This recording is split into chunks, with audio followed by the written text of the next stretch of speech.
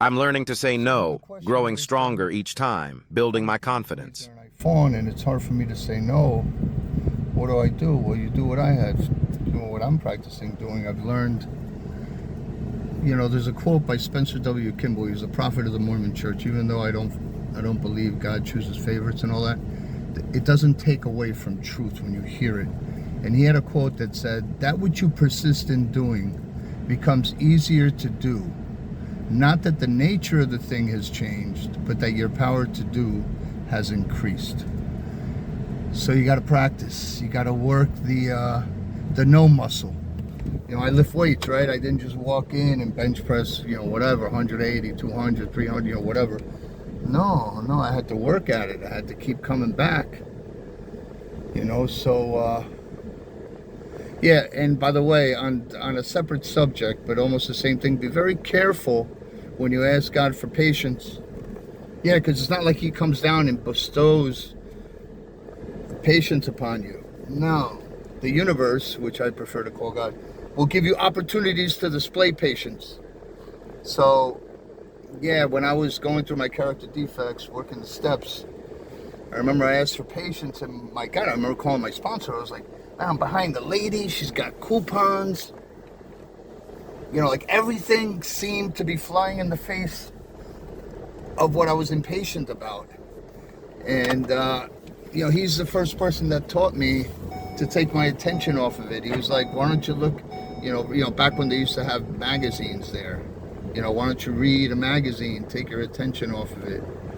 And, but the point was that when you ask for patience, it's not bestowed upon you. You're given opportunities in order to practice being patient. And I think with no, it's got to be the same thing. And you have to get through the uncomfortableness of saying no and then walking away and all that stuff, the itty bitty shitty committee that speaks to you in your own voice up in your head, and I guess with time it'll get better. I've gotten better at saying no at some things. I still say I can't commit to that. Yeah, again, if I'm real relaxed like this, which is my natural state,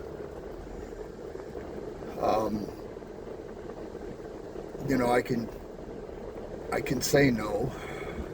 Prefer to say I can't commit to that.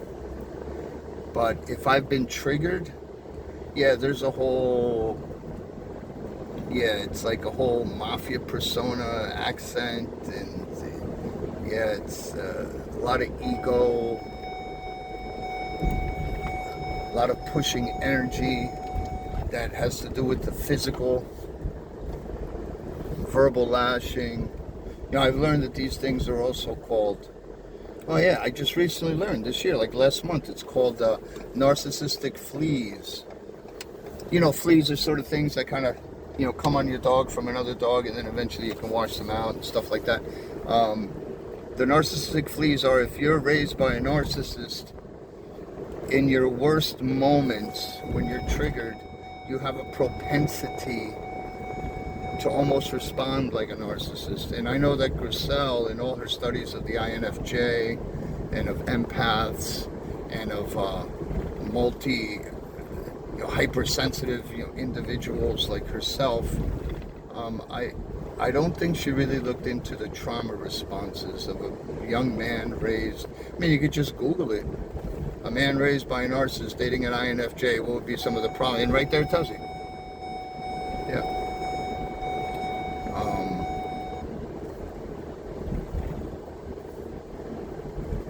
And all I can do is become aware and then work at rectifying it by practicing, right? That which you persist in doing becomes easier to do.